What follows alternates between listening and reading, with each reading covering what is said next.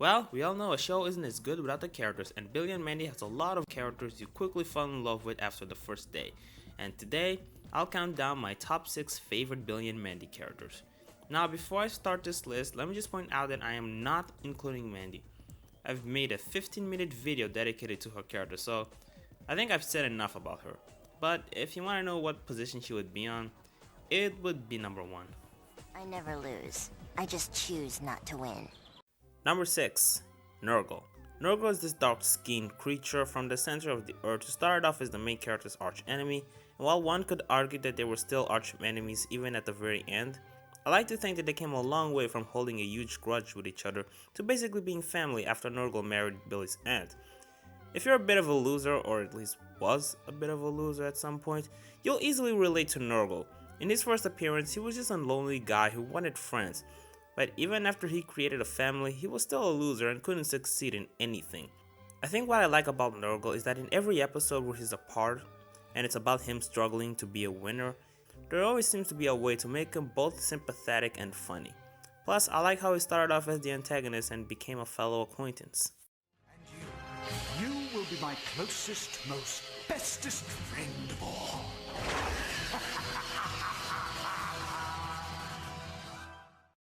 Number 5. Okay, this one's probably the weirdest pick. It's So Raven. His first appearance was in Tricycle of Terror, where he served as kind of a narrator for the episode, and they ended up making more appearances in the show, including the Moon to Moon episode. Now, he's not around very often, but when he is really funny. I think what I like about him is just how cynically douchey he is, and how he's terrible when it comes to communicating with kids, which I find it funny because kids are the target audience for this show. Now again, he's not around very often, which makes me not have much to say about him, but he's still one of my favorite characters and he's very entertaining to watch. If you've been paying attention, it's because you're a nerd with nothing better to do. Number 4. Eris. In her first appearance, she was an overprivileged troublemaker with no regard for anyone's feelings. As the show went on, she became even more chaotic, which for me is what makes her special. She perfectly embodies chaos and discord. She's completely unpredictable and just wants to watch the world burn. Kinda like someone I know who's also kind of the embodiment of chaos. I also like how despite all of this, she still very much has character, which makes her even more relatable. She's sort of a spoiled, apathetic person. Whoever her dad is occasionally strips her from her privileges. Like Nurgle, she becomes more pleasant to watch as the show goes on, as she slowly grows from being a villain to, well, I mean, she still kind of remained a villain throughout the entire show, but she also became a familiar face. You can tell how her conversations with the main characters become more and more casual. I find Eris to be an entertaining character, and while she might not be featured in any of my favorite episodes of the show, when she's around, you're in for a treat. Just cooking up trouble, you know, having fun. And there's nothing you can do about it. Number 3. Hoss Delgado. I've been told that Hoss is a parody of Ash from Evil Dead. I wouldn't know that, but I can tell that Hoss is a bit of a parody of action heroes. At first, he was a self-confident monster slayer who had an eye on Grim, but after Grim and Evil, he became a cold fighter, which not only made him cooler, but also made those moments when he's not acting so cold-blooded pretty funny.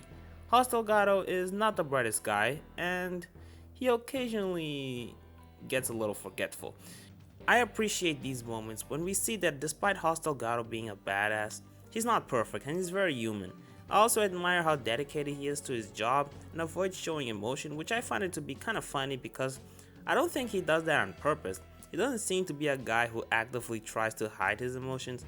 It seems like something that just happens naturally. And finally, he almost always has some action to offer to us.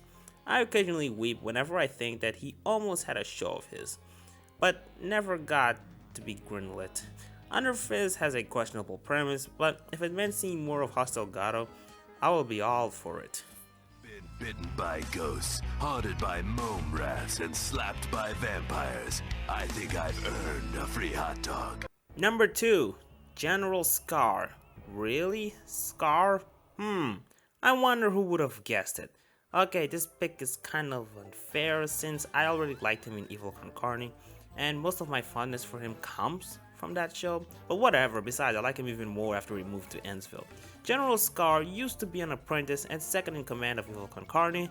Most of his charm came from him being more ambitious than Hector, trying to kill Hector and constantly being tortured and miserable. Now, I've heard two explanations for what happened to Evil Concarne.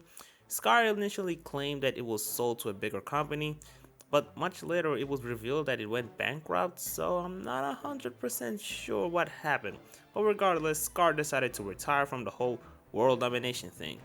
He now wants to be the best neighbor he can be, except that's not really how life works. Scar constantly fights against temptation and constantly loses. He wants to leave his evil side behind, but he's defined by it.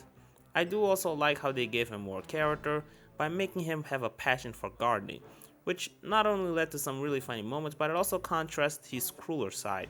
Like in Evil Concarne, he has an unhealthy hatred for one of the characters, but this time it's Billy instead of Hector. And of course, he hates both of them for completely different reasons. Scar hates Billy because of how annoying he is, and he occasionally tries to kill him. These new enhancements to his character did end up making the return of Evil Concarne in Company Halt a lot more special, since we were seeing a slightly more enriched version of General Scar. I always wonder what would happen if Scar and Mandy decided to team up and rule the world. Perhaps that's a topic for another day. The point is, I like General Scar. I think he's a really funny and entertaining character to watch. Entertaining. I feel like I'm gonna say entertaining a lot. I hope he will get the sweet taste of dictatorship that he always wanted. What I want isn't much, really.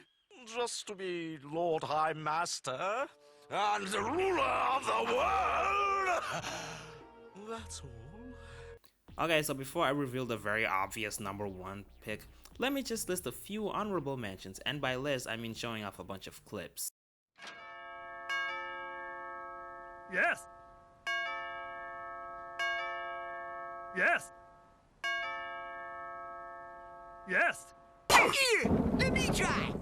Hey, you stupid weed! You're stupid and ugly, and your parents fought 'cause they hate you! So why don't you just scram? Wait here. All losers shall bow before the might of Mandy the Magnificent. You can run, but you can't hide how ugly you are! Hey, Jeff. Psst, Mandy, I'm over here. Oh, you're definitely Billy's son. Okay, so number one is Grim, the incarnation of death itself. Even though Billy is the comic relief, if I had to choose which one is the funniest out of the three main characters, it would be Grim. It's just as funny watching him being bossed around as him having homicidal fantasies. He wants so badly to get rid of Billy and Mandy, and you understand why. I immensely like the death jokes delivered by him once in a while, which fits both his character and the tone of the show. Thou have to go along on this little visit as well. Oh, no! We can't have you scaring the heck out of Grammy! That's true. Besides, I'll be visiting her soon enough. Grim's character also creates balance between Billy and Mandy. He has a bit of both in him. He can be playful and goofy, but he can also be cynical and gloomy. He has great chemistry with both of the characters, and it's very satisfying watching him grow and get used to living with them, even though he still hates them. But we can definitely say that by the end of the show, he didn't hate Billy and Mandy as much as he did when the show first began. He's relatable, reassuring for someone who's literally the embodiment of death, and most of all, I can see a genuinely nice guy deep down inside of him. You can tell that Grim is actually a cool guy, but because he was raised in the underworld, he received spiteful and malicious influences, which ended up transforming him into the sadistic prick that he is today. But you know what? I like the jerky side of him. I mean, what should I expect from a guy who ideologically defines him as evil? He occasionally does some feminine things, which I personally find him charming and hilarious. Anyway, I think that's all I have to say about Grim, and all of this is why I think he deserves to be number one. Well, I mean, he's not really number one, but you get the point. Well, I guess that's the end of the video. Anyway, I hope you guys enjoyed this video. Bye for now.